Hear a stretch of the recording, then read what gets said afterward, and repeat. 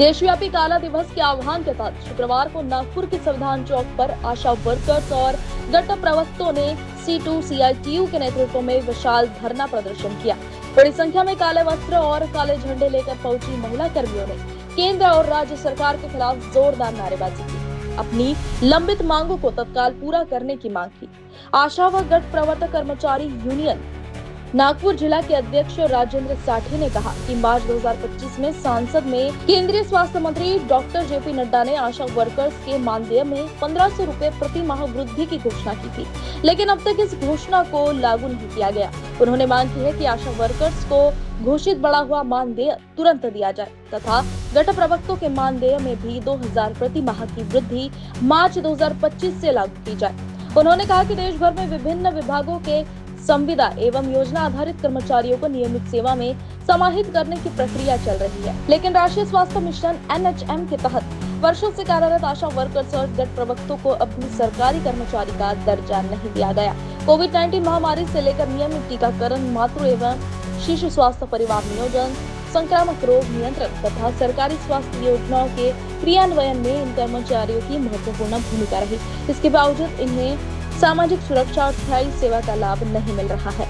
धरना प्रदर्शन के बाद आंदोलनकारियों ने निवासी उप जिलाधिकारी अनूप खांडे के माध्यम से केंद्रीय स्वास्थ्य मंत्री के नाम ज्ञापन सौंपा। नहीं, आज जो हमारी जो प्रमुख मांग जो थी वो मार्च 2025 को केंद्रीय स्वास्थ्य मंत्री नड्डा साहब ने लोकसभा में 1500 रुपये आशा वर्कर को मानदेय में बढ़ोतरी देने का वादा किया था और मानदेय में बढ़ोतरी देने का वादा करने के बाद में उन्होंने जो ब्लॉक फैसिलिटेटर यानी गठबंधन जो है उनके बारे में कोई भी घोषणा उसने की नहीं।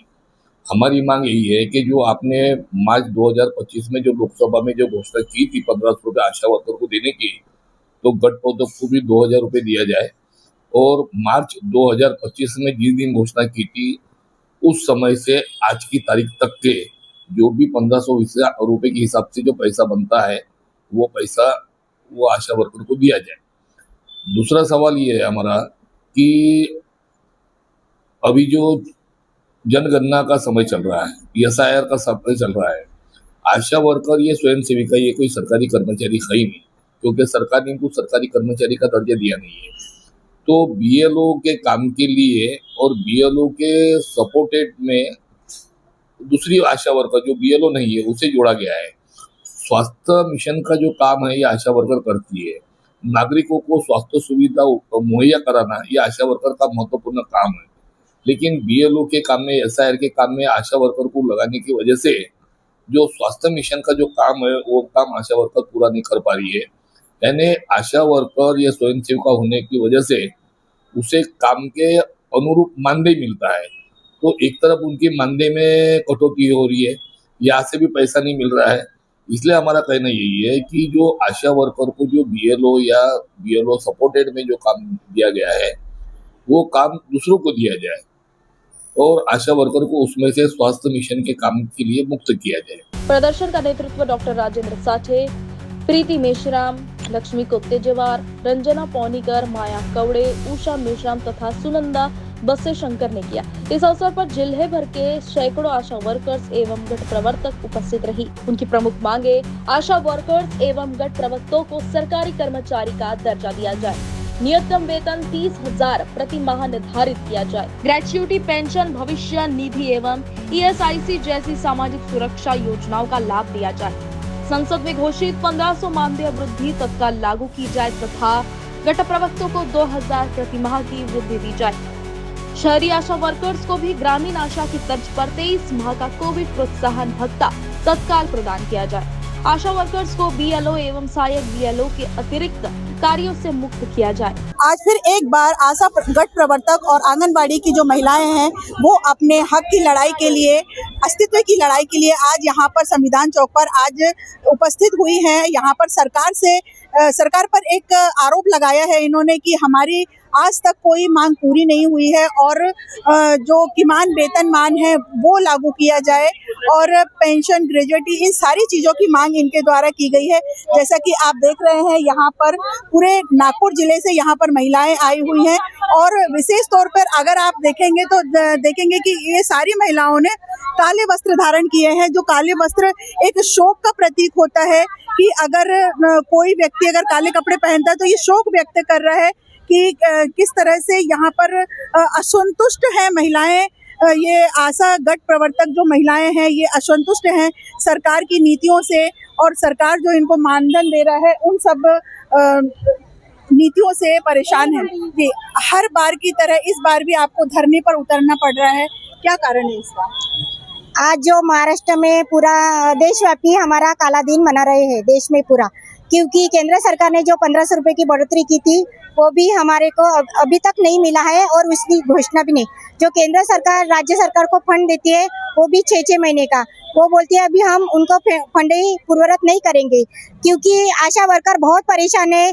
हमारी जो नियुक्ति हो गई है वो बाल मृत्यु और माता मृत्यु के लिए हो गई है, तो उसकी वजह से दूसरा भी काम जो ऑनलाइन का काम है, ऑफलाइन काम है, 2 काम हमारे ऊपर सर के ऊपर रख दिया उन्होंने सरकार ने।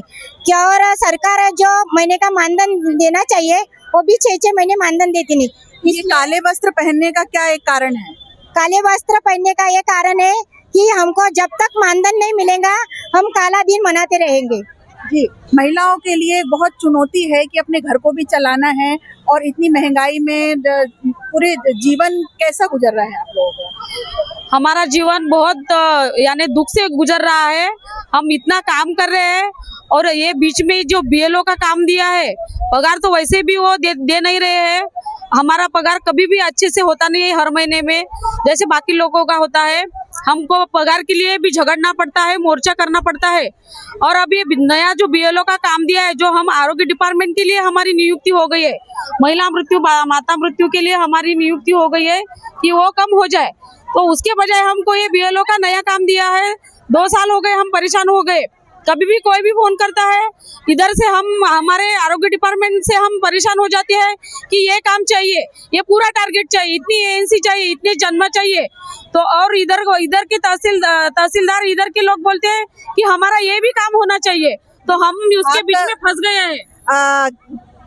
क्या देखते हैं आप कि किस तरह से अगर आपको पहली मांग की जाए कि सरकार से हमारी पहली ये मांग है, तो आप क्या वो मांग लेकर आएंगे कि सबसे पहले हमारी इस मांग को पूरा किया जाए? हमारी मांग जो केंद्र सरकार ने पैसे बढ़ाए थे वो अभी तक उन्होंने दिए नहीं और उसमें अमलबजावनी कर नहीं रहे, इसलिए वो काला दिन मना रहे हैं। क्या आपको जो मानधन पहले जो तय किया गया है क्या आपको समय पर मिलता है? वो समय पे नहीं मिलता। केंद्र सरकार का मानधन 6-6, 7-7 महीने तक मिलता नहीं है और राज्य सरकार महीने का अभी दे रहे हैं, फिर भी उसके लिए हमको लड़के लेना पड़ता है। देखिए, कई महिलाएं इसमें ऐसी हैं कि जिनके घर में कोई कमाने वाला नहीं है और उनके जो कार्य करती हैं आशा वर्कर उसी पर डिपेंड रहता है। अब सरकार से उनका ये सवाल है कि आखिर वो करे तो क्या करे, अगर जो मानधन दे रहे अगर वही समय पर ना मिले तो इनके सामने अब क्या सवाल आता है। तो सरकार से एक गुजारिश है इन महिलाओं की, हमारा जो भी मानधन बनता है कम से कम वो तो समय पर दे। क्या कहना है आपका? हमारा कहना है कि आशा वर्कर का जो बढ़ता दबाव है, मतलब उनको जो पेमेंट तो मिलता ही नहीं, जो मानदेय मिलता है बहुत ही थोड़ा सा मिलता है और केंद्र सरकार का तो हमारा 8-8, 6-6 महीने मानदेय नहीं मिलता है। और उसके बावजूद भी आप लोग देखते हैं कि आशा वर्कर कोई विधवा है, कोई घटस्फोटी से महिलाएं हैं, उनके बावजूद भी जो काम का बोझा है, एक आशा अपने तरफ ध्यान बिल्कुल नहीं दे सकती है। क्योंकि हम देखते हैं कि इसके पहले टीचर लोग जनगणना सर्वे करते थे, लेकिन इस बार तो इतना मतलब भयंकर आशा वर्करों के साथ किया गया है क्योंकि टाइम पे टीचरों ने जनगणना करना मना कर दिया और उसका जो बोझ है आशा वर्कर पर लादा गया। और लादा भी कैसे गया कि कम समय में, जैसे टीचर लोगों को 100 घर जनगणना करना है तो आशा वर्कर को 700 घर करना है। टीचर लोग 100 घर करेंगे 1 महीने में, लेकिन आशा वर्कर 8 दिन में 700 घर करेंगे। कहीं ना कहीं सरकार की जाति का नुकसान ये महिलाएं भुगत रही हैं। और जैसा कि आपने सुना कि जो जितनी भी महिलाएं हैं वो कहीं ना कहीं असक्त पहले से ही है और सरकार की नीतियों की वजह से और भी ज्यादा वो कमजोर होती जा रही हैं। और जिस तरह से न्यूज़ फर्स्ट हमेशा मजलूमों की आवाज उठाता रहा, एक बार फिर आशा गट प्रवर्तक और आंगनवाड़ी की महिलाओं की एक बार फिर आवाज उठाने की कोशिश की है। यूनियन ने चेतावनी दी है कि यदि उनकी मांगों पर शीघ्र सकारात्मक निर्णय नहीं लिया गया तो आने वाले समय में राज्य एवं राष्ट्रीय स्तर पर आंदोलन को और व्यापक किया जाएगा। नागपुर से संवाददाता रीता खरेतिया की रिपोर्ट। हमारा हर शब्द समाज की आवाज, हमारी हर पहल निष्पक्षता का कदम, आपकी हर समस्या में आपसे पहले दिखेंगे हम हैं न्यूज फर्स्ट। ईश्वर का सच, हमारा साहस और आपका विश्वास। सच, साहस और विश्वास।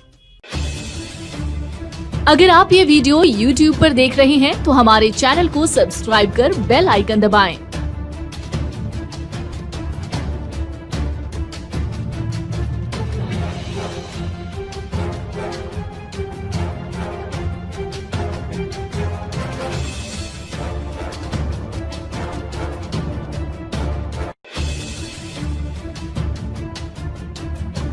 और Facebook पर देख रहे हैं तो हमारे पेज को लाइक करें।